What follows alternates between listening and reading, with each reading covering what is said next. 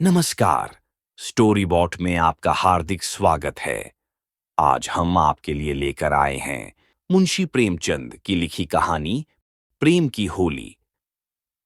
गंगी का 17वां साल था, पर वह 3 साल से विधवा थी और जानती थी कि मैं विधवा हूं। मेरे लिए संसार के सुखों के द्वार बंद हैं। फिर वह क्यों रोए और कल्पे। मेले से सभी तो मिठाई के दोने और फूलों के हार लेकर नहीं लौटते। कितनों ही का तो मेले की सजी दुकानें और उन पर खड़े नर नारी देखकर ही मनोरंजन हो जाता है। गंगी खाती पीती थी, हंसती बोलती थी। किसी ने उसे मुंह लटकाए अपने भाग्य को रोते नहीं देखा। घड़ी रात को उठकर गोबर निकालकर गाय बैलों को सानी देना, फिर उपले पाटना उसका नित्य का नियम था। तब वह अपने भैया को गाय दुहाने के लिए जगाती थी, फिर कुएं से पानी लाती। चौके का धंधा शुरू हो जाता। गांव की भावजें उससे हंसी करतीं, पर एक विशेष प्रकार की हंसी छोड़कर सहेलियां ससुराल से आकर उससे सारी कथा कहतीं। पर एक विशेष प्रसंग बचाकर सभी उसके वैधव्य का आदर करते थे। जिस छोटे से अपराध के लिए उसकी भावज पर घुड़कियां पड़तीं, उसकी मां को गालियां मिलतीं, उसके भाई पर मार पड़ती, वह उसके लिए क्षम्य था। जिसे ईश्वर ने मारा है उसे क्या कोई मारे। जो बातें उसके लिए वर्जित थीं, उनकी ओर उसका मन ही न जाता था। उसके लिए उसका अस्तित्व ही न था। जवानी के इस उमड़े हुए सागर में मतवाली लहरें न थीं, डरावनी गरज न थी। अचल शांति का साम्राज्य था। होली आई, सबने गुलाबी साड़ियां पहनी। गंगी की साड़ी न रंगी गई। मां ने पूछा, बेटी तेरी साड़ी भी रंग दूं? गंगी ने कहा, नहीं अम्मा, यूं ही रहने दो।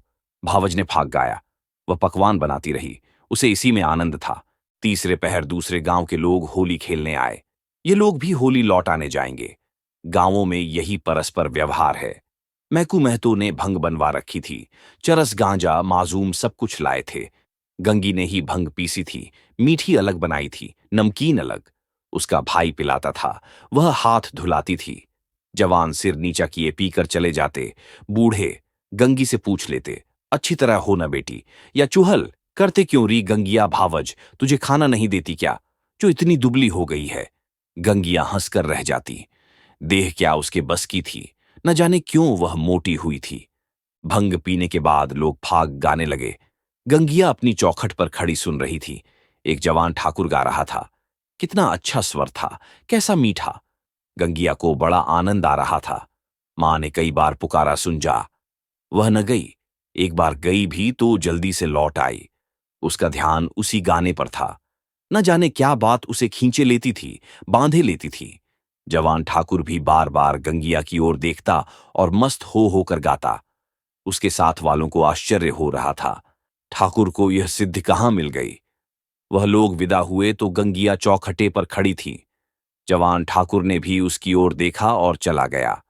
गंगिया ने अपने बाप से पूछा, कौन गाता था दादा? मैकू ने कहा, कोठार के बुद्धू सिंह का लड़का है, गरीब सिंह। बुद्धू रीति व्यवहार में आते जाते थे। उनके मरने के बाद अब वही लड़का आने जाने लगा। गंगी यहां तो पहले पहल आया है। मैकू, हां, और तो कभी नहीं देखा। मिजाज बिल्कुल बाप का सा है और वैसी ही मीठी बोली है। घमंड तो छू नहीं गया। बुद्धू के बखार में अनाज रखने को जगह न थी, पर चमार को भी देखते तो पहले हाथ उठाते। वही इसका स्वभाव है। गोरू आ रहे थे। गंगी पघिया लेने भीतर चली गई। वही स्वर उसके कानों में गूंज रहा था। कई महीने गुजर गए। एक दिन गंगी गोबर पांठ रही थी। सहसा उसने देखा, वही ठाकुर सिर झुकाए द्वार पर से चला जा रहा है। वह गोबर छोड़कर उठ खड़ी हुई। घर में कोई मर्द न था, सब बाहर चले गए थे। ये कहना चाहती थी, ठाकुर बैठो, पानी पीते जाओ, पर उसके मुंह से बात न निकली। उसकी छाती कितने जोर से धड़क रही थी।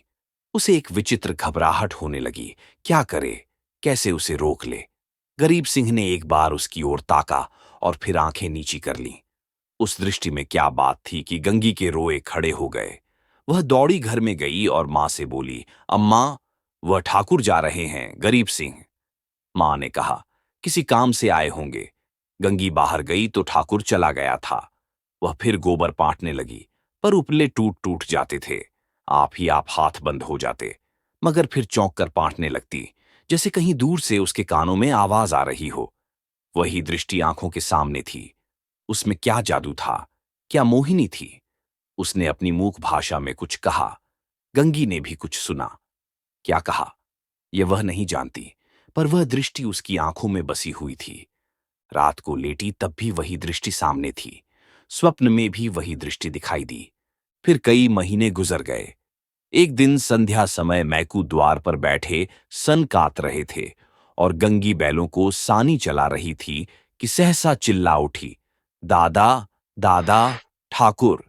मैकू ने सिर उठाया तो द्वार पर गरीब सिंह चला आ रहा था। राम राम हुआ। मैकू ने पूछा, कहाँ गरीब सिंह? पानी तो पीते जाव। करीब आकर एक माची पर बैठ गया। उसका चेहरा उतरा हुआ था। कुछ वह बीमार सा जान पड़ता था। मैकू ने कहा, कुछ बीमार थे क्या? गरीब नहीं तो दादा। मैकू, कुछ मुंह उतरा हुआ है, क्या सूद ब्याज की चिंता में पड़ गए? गरीब, तुम्हारे जीते मुझे क्या चिंता है दादा। मैकू, बाकी दे दी ना? गरीब, हां दादा, सब बेबाक कर दिया। मैकू ने गंगी से कहा, बेटी जा, कुछ ठाकुर को पानी पीने को ला। भैया हो तो कह देना चिलम दे जाए। गरीब ने कहा, चिलम रहने दो दादा, मैं नहीं पीता। मैकू, अब की घर ही तमाकू बनी है, स्वाद तो देखो। पीते तो हो। गरीब, इतना बेअदब न बनाओ दादा। काका के सामने चिलम नहीं छुई। मैं तुमको उन्हीं की जगह देता हूं। ये कहते कहते उसकी आंखें भर आईं। मैकू का हृदय भी गदगद हो उठा। गंगी हाथ की टोकरी लिए मूर्ति के समान खड़ी थी। उसकी सारी चेतना, सारी भावना गरीब सिंह की बातों की ओर खींची हुई थी। उसमें और कुछ सोचने की, और कुछ करने की शक्ति न थी। ओह, कितनी नम्रता है, कितनी सज्जनता, कितना अदब। मैकू ने फिर कहा, सुना नहीं बेटी, जाकर कुछ पानी पीने को लाव। गंगी चौंक पड़ी, दौड़ी हुई घर में गई, कटोरा मांजा, उसमें थोड़ी सी राब निकाली, फिर लोटा गिलास मांजकर शरबत बनाया। मां ने पूछा, कौन आया है गंगिया? गंगी, वह हैं ठाकुर गरीब सिंह। दूध तो नहीं है अम्मा, रस में मिला देती।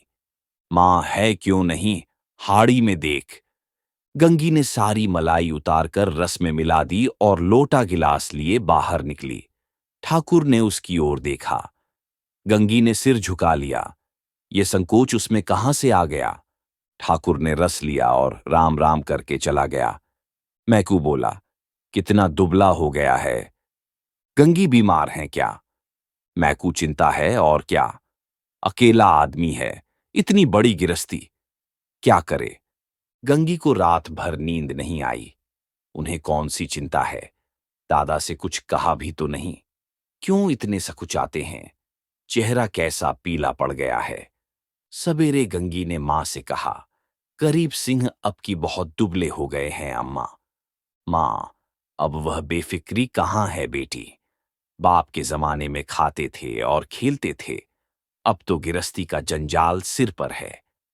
गंगी को इस जवाब से संतोष न हुआ। बाहर जाकर मैकू से बोली, दादा, तुमने गरीब सिंह को समझा नहीं दिया, क्यों इतनी चिंता करते हो? मैकू ने आंखें फाड़ कर देखा और कहा, जा, अपना काम कर। गंगी पर मानो वज्रपात हो गया। वह कठोर उत्तर और दादा के मुंह से, हाय, दादा को भी उनका ध्यान नहीं, कोई उसका मित्र नहीं, उन्हें कौन समझाए। अब कि वह आएंगे तो मैं खुद उन्हें समझाऊंगी। गंगी रोज सोचती वह आते होंगे, पर ठाकुर न आए। फिर होली आई, फिर गांव में फाग होने लगा। रमणियों ने फिर गुलाबी साड़ियां पहनी, फिर रंग घोला गया। मैकू ने भंग, चरस, गांजा मंगवाया। गंगी ने फिर मीठी और नमकीन भंग बनाई। द्वार पर टाट बिछ गया। व्यवहारी लोग आने लगे, मगर कोठार से कोई नहीं आया। शाम हो गई, किसी का पता नहीं। गंगी बेकरार थी, कभी भीतर जाती, कभी बाहर आती। भाई से पूछती, क्या कोठार वाले नहीं आए? भाई कहता नहीं। दादा से पूछती, भंग तो नहीं बची, कोठार वाले आवेंगे तो क्या पिएंगे? दादा कहते, अब क्या रात को आवेंगे, सामने तो गांव है, आते होते तो दिखाई देते। रात हो गई, पर गंगी को अभी तक आशा लगी हुई थी। वह मंदिर के ऊपर चढ़ गई और कोठार की ओर निगाह दौड़ाई। कोई न आता था। सहसा उसे उसी सिवाने की ओर आग दहकती हुई दिखाई दी। देखते देखते ज्वाला प्रचंड हो गई। यह क्या? वहां आज होली जल रही है। होली तो कल ही जल गई। कौन जाने वहां पंडितों ने आज होली जलाने की सायत बताई हो। तभी वे लोग आज नहीं आए, कल आएंगे। उसने घर आकर मैकू से कहा, दादा, कोठार में तो आज होली जली है। मैकू दुत पगली, होली सब जगह कल जल गई। गंगी, तुम मानते नहीं हो। मैं मंदिर पर से देख आई हूं, होली जल रही है। न पतियाते हो तो चलो, मैं दिखा दूं। मैकू, अच्छा चल, देखूं। मैकू ने गंगी के साथ मंदिर की छत पर आकर देखा। 1 मिनट तक देखते रहे, फिर बिना कुछ बोले नीचे उतर आए। गंगी ने कहा, है होली कि नहीं? तुम न मानते थे। मैकू, होली नहीं है, पगली चिता है। कोई मर गया है, तभी आज कोठार वाले नहीं आए।